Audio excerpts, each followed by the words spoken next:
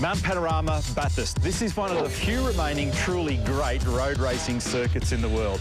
Put simply, this place is a driver favourite, and come 10:30 race day morning, this stretch of road is set to erupt.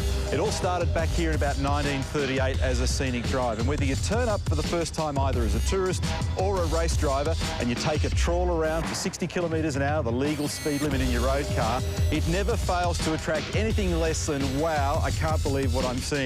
Because this place is narrow, it's fast, it's concrete lined, there's no room for error, there's massive elevation changes, it's a track like absolutely no other. 170 odd kilometres an hour is the average lap speed. It's 6,200 metres of racetrack, 23 corners, depending on how you count them. And when you roar through turn one and head up Mountain Straight for the first time, grabbing gears to fifth, you reach 265 kilometres an hour. And it's at that point you realise this is not your average racetrack. So after the run through turn two, you start a 200 km/h run up into a blind corner here, which brings us into the cutting.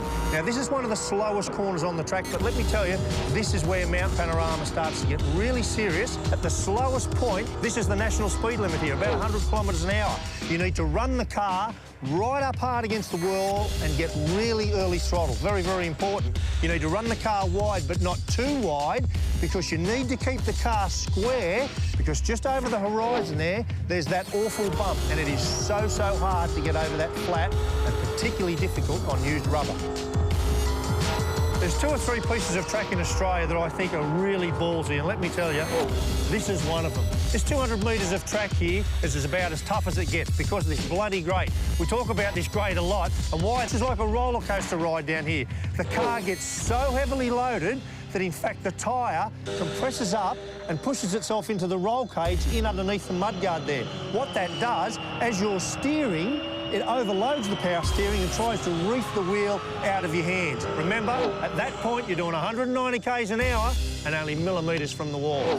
This is the famous McPhillamy Park, right at the peak of the mountain. You roar into here, 4th gear, about 205 kilometres an hour. Just to add a bit of spice, there's this giant lump in the road. It doesn't look so big when you're walking along here, but believe me, at speed, you really notice it. At this point, the car rocks up onto 2 wheels, fires across the top of the mountain. Not that it bears thinking about, but on the left-hand side, on the other side of the concrete wall, there's a massive drop-off.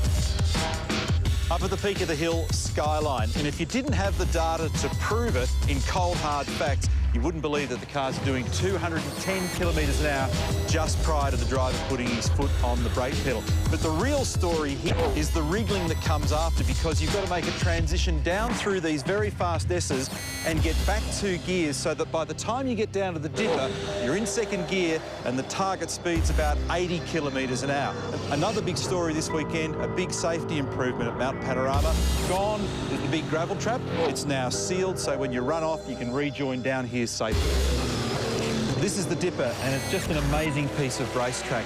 As I said before up the top, by the time you get down in here, the car's in 2nd gear and doing just 80 k's. But it leaps up onto 2 wheels quite violently, and you've got to be very careful because you're grip limited on the right-hand side. You have to be so careful not to steer into this concrete wall that you can see down on the right. At the same time, you're juggling the gear lever, searching for 3rd gear, driving through the gutter, and then firing off down towards Forest Elbow, and amazingly back to 175 k's. Conrod Straight. This is the most iconic piece of roadway in the country. Over 1 kilometre long and 300 km/h. Not just the straight, but you turn the car at 300 kilometres an hour. And you put your foot on the brake pedal there for about 4.5 seconds, as hard as you can push it. And then you've got to do it all again 500 metres later at Hell Corner. Now, that's just a verbal description. Let's jump in with Scafie for the real deal.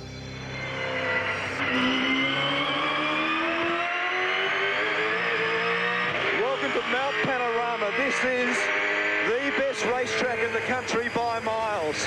Hell Corner, back to 2nd gear. Nice, gentle on the throttle, up over the curb, up to 3rd, exit speed about 130 k, up to 4th, up Mountain Straight, over the rise, 5th gear, 240 kilometres an hour, hard on the brakes, back to 3rd, into turn 2, gentle on the throttle, up on the curb, 160 k make it up to the slipper section. Into second, right against the fence. On the throttle gently. Up to third gear, over the hump. Careful not to hit that fence. Under the tree. 170k. Fourth gear.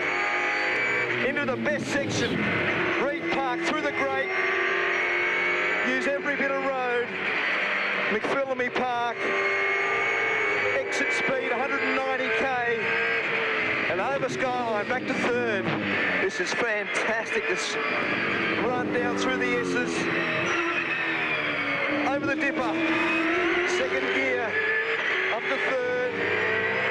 Down to Forest Elbow. Brake it hard. Modulate the brake.